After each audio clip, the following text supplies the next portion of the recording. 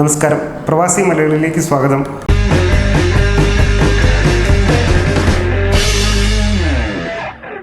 എല്ലാ Gulf രാജ്യങ്ങളിലുമായി COVID-19 രോഗബാധിതരുടെ എണ്ണം 10,000 കടന്നു. UAEയിൽ രോഗബാധിതരുടെ എണ്ണം 2659 ഉയർന്നു. സൗദി അറേബ്യയിൽ 2932 പേരും, ഒമാനിൽ 419 പേരും, കുവൈറ്റിൽ 855 പേരും രോഗബാധിതരെ സ്ഥിരീകരിച്ചു കഴിഞ്ഞു. ബഹ്റൈനിൽ 811 പേർക്കും ഖത്തറിൽ 2200 പേർക്കും ഇതിനോടകം രോഗം സ്ഥിരീകരിച്ചിട്ടുണ്ട്.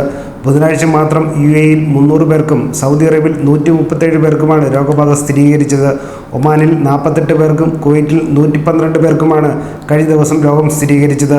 ഇതിൽ കുവൈറ്റിൽ രോഗം സ്ഥിരീകരിച്ചവരിൽ 79 പേരും ഇന്ത്യക്കാരാണ്. ഇത് നാട്ടിലുള്ള ബന്ധുക്കളിലും ആശങ്കയുയർത്തുന്നുണ്ട്. അതേസമയം 70ഓളം പേരാണ് കോവിഡ് രോഗബാധയെ തുടർന്ന് ഗൾഫിൽ മരിച്ചിട്ടുള്ളത്. ഇതുവരെ 1600ഓളം പേർ രോഗമുക്തരുമായിട്ടുണ്ട്. അതേസമയം രോഗവ്യാപനം ചെറുക്കാനായി ഒമാന്റെ തലസ്ഥാനമായ മസ്കറ്റിൽ ഏപ്രിൽ 22 വരെ സമ്പൂർണ്ണ ലോക്ക്ഡൗൺ പ്രഖ്യാപിച്ചു.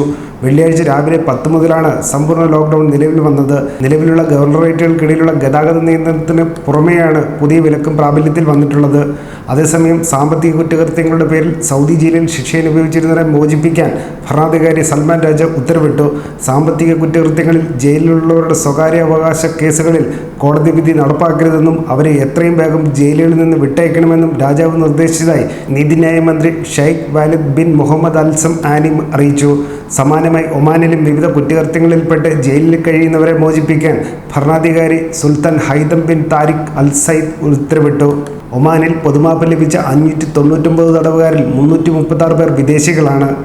അതേസമയം UAEയിൽ ദേശീയ അണുനശീകരണ പരിപാടി നീട്ടിയതിനാൽ എല്ലാ വാണിജ്യ പരിപാടികൾക്കുമുള്ള നിയന്ത്രണം ഏപ്രിൽ 18 വരെ തുടരുമെന്ന് ദുബായ് സാമ്പത്തിക വിഭാഗം അറിയിച്ചു. നിശ്ചിത വിഭാഗം പതിവ് പോലെ പ്രവർത്തിക്കും.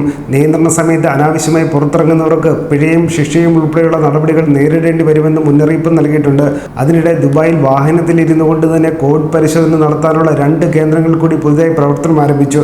നേരത്തെ വെബ്സൈറ്റ് വഴി അനുമതി വാങ്ങിയ ശേഷമായിരിക്കണം ഈ കേന്ദ്രങ്ങളിലേക്ക് പോകേണ്ടത്.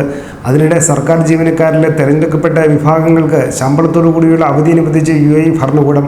16 വയസ്സിൽ താഴെ പ്രായമുള്ള കുട്ടികളുള്ളവർ, ഭിന്നശേഷിയുള്ള കുട്ടികളുള്ളവർ, COVID-19 സംശയിച്ച് വീട്ടിൽ നിരീക്ഷണത്തിൽ കഴിയുന്നവർ, ഇവരെ പരിചരിക്കാൻ നിൽക്കുന്നവർ, ഇവർക്കൊക്കെ ശമ്പളത്തോടു കൂടി അവധി ലഭിക്കും. UAE വൈസ് പ്രസിഡന്റും പ്രധാനമന്ത്രിയും ദുബായ് ഭരണാധികാരിയുമായ Sheikh Mohammed bin Rashid Al മക്തൂമിൻ്റെ അധ്യക്ഷതയിൽ ചേർന്ന മന്ത്രിസഭാ യോഗത്തിൻ്റെതാണ് തീരുമാനം. ഡോക്ടർമാർ, നഴ്സുമാർ എന്നിവരടക്കം ആരോഗ്യമേഖലയിൽ ജോലി ചെയ്യുന്നവരുടെ പങ്കാളിക്കും മറ്റ് അവശ്യ സേവന മേഖലകളിൽ തൊഴിലെടുക്കുന്നവരുടെ കുടുംബത്തിനും ഈ ആനുകൂല്യം ലഭ്യമാകുമെന്നാണ് വിവരം. ന്യൂസ് ഡെസ്ക് പ്രവാസി മലയാളി.